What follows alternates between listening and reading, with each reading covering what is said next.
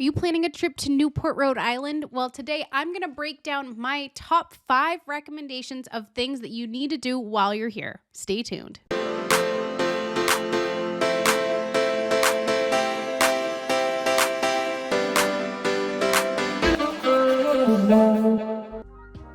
Hi everyone and welcome back to my channel. My name is Molly Armando. I am a real estate agent. I do work in both Rhode Island and Massachusetts, and I love what I do. I love helping people. That's really the best part, that I get to help people every day. And what I absolutely love is getting phone calls and texts from people all over the world, all over the country, and I get to help them relocate to some of the best places in the entire world, in my opinion. And today I'm going to be talking about Newport. So Newport is just one of the coolest places. There's a little bit of everything to do, and today I'm going to be talking about 5 of my recommendations of things to do while you're in the area to make the most of your trip. And before I get into that, if you are new here, thank you for stopping by. I would love if you could hit the subscribe button so that you get notified each time I launch a new video. I post multiple videos each week and I make them for you, the viewers. So if there's any videos that you would like to see, feel free to drop some recommendations into the comment section and I will do my absolute very best to accommodate. Starting out my top 5 recommendations of things to do in Newport. If you have not yet been to the Cliff Walk, then that is a must. The Cliff Walk is probably one of Newport's most famous attractions.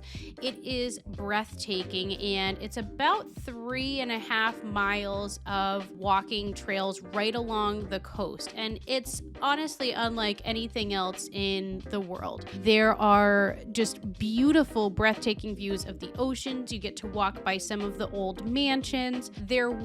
For a while, there were some structural damages to one area. I think that's been fixed. So I'm filming this in 2023.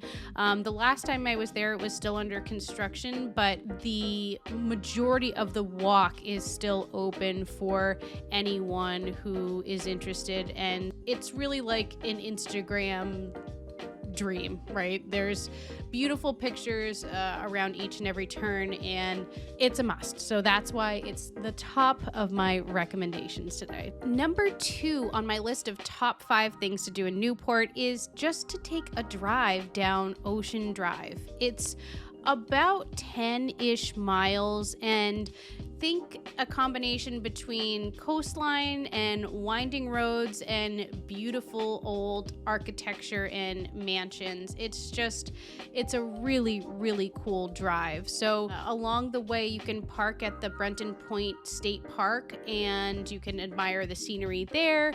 And yeah, it's beautiful. So you start off just off of the historic Bellevue Ave, and then you continue traveling for, like I said, about 10 miles. But you'll see just some beautiful coastlines. The Newport mansions are to die for, and it's very relaxing, and it's a great way for you to see a lot of the area. Number 3 on my list of recommendations and things to do in Newport, Rhode Island, I would definitely take a look at the International Tennis Hall of Fame. I wish that I had played tennis when I was younger. Now as an adult, I'm definitely not good by any means, but I really enjoy it. I played lacrosse in high school, and yeah, when am I ever gonna pick up a lacrosse game now? I'm never. But I wish that I had played tennis, and that's besides the point. But anyways, I love tennis.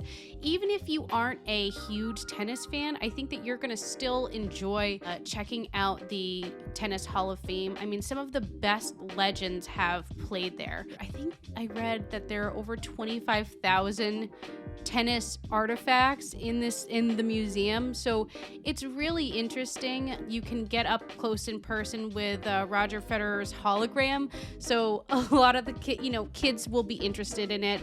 And I don't think that you necessarily need to be a tennis lover to be blown away by some of the exhibits that they have. Number number 4, if you are a history lover, of course, Newport has a ton of history, but check out the Redwood Library. It's pretty phenomenal. It was established in 1747. Yeah, let's just say that again, 1747.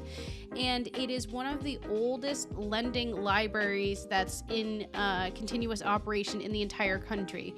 And during the Revolutionary War, this library served as an officers' club for the occupying army. So again, if you're interested in history, it may not necessarily be something that you would want to bring the kids to, but if you're a history buff, I would definitely check out the Redwood Library.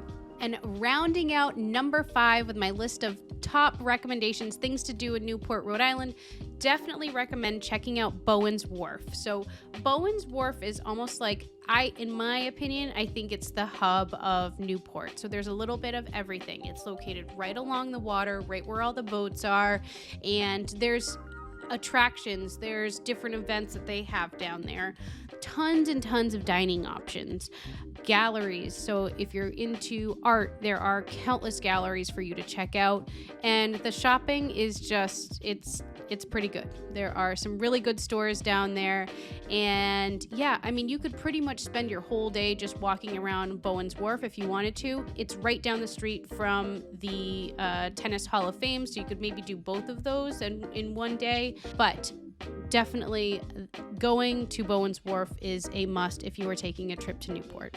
I hope that you found this video helpful. If you have any questions, recommendations, I will also be posting a video in the upcoming weeks about my top restaurant recommendations in Newport, so stay tuned for that. But if you need anything, please don't hesitate to give me a call, shoot me a text. I love getting calls and texts from people just like you looking to relocate not only to Newport but to other places in Rhode Island and Massachusetts, and I would be honored to help you on your real estate journey. Thank you so much and have a great day. Bye-bye.